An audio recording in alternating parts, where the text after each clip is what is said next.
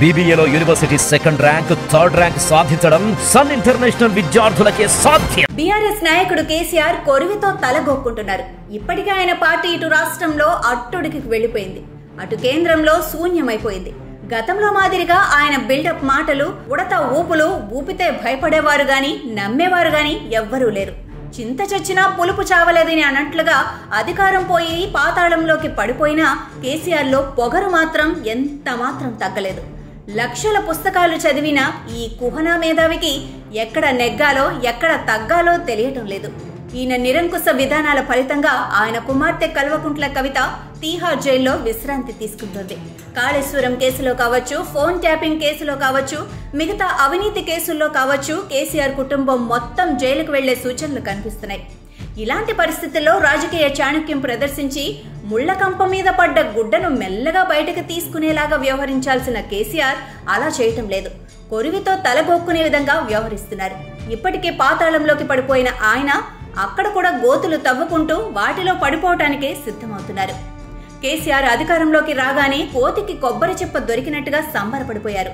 నేనేం చేసినా నడుస్తుంది, నన్నెవ్వరూ ఏమీ అడగలేరు, నేను ఎవరికి సమాధానం చెప్పాల్సిన అవసరం లేదు అన్నట్లుగా వ్యవహరించారు. సాధారణంగా ఒక రాష్ట్రం ఇంకో రాష్ట్రం నుంచి విద్యుత్ కొనుగోలు చేయాలంటే టెండర్లు పిలిచి ఎవరు తక్కువ కోట్ చేస్తే వాళ్ల దగ్గర కొనుగోలు చేయాల్సి ఉంటుంది. అయితే కేసీఆర్ మాత్రం తనను తాను నిబంధనలకు అతీతుడైన మహారాజులా భావించుకున్నారు. ఎలాంటి టెండర్లను ఆహ్వానించకుండా ఛత్తీస్గఢ్ రాష్ట్రం నుంచి చాలా ఎక్కువ రేటుకు కరెంటు కొనే ఒప్పందాలను చేసుకున్నారు.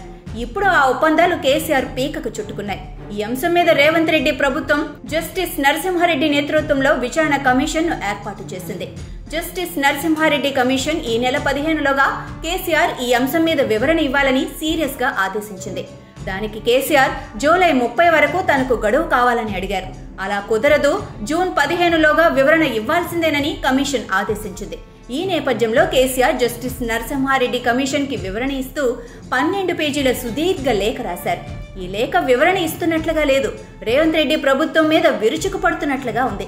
జస్టిస్ నరసింహారెడ్డిని అవమానించే విధంగా ఉంది. తెలంగాణ రాష్ట్రం ఏర్పడినప్పుడు రాష్ట్రానికి కేటాయించిన విద్యుత్ రాష్ట్ర అవసరాలకు సరిపోయే విధంగా లేదని కేసీఆర్ తన వివరణలో చెప్పారు. అందుకే రాష్ట్ర అవసరాల కోసం కరెంటు కొనుగోలు చేశామని కేసీఆర్ వివరించారు. అక్కడితో ఆగకుండా రేవంత్ రెడ్డి ప్రభుత్వం తన మీద రాజకీయ కక్ష సాధించడం కోసం ఈ విచారణ కమిషన్ ఏర్పాటు చేసిందని విమర్శించారు.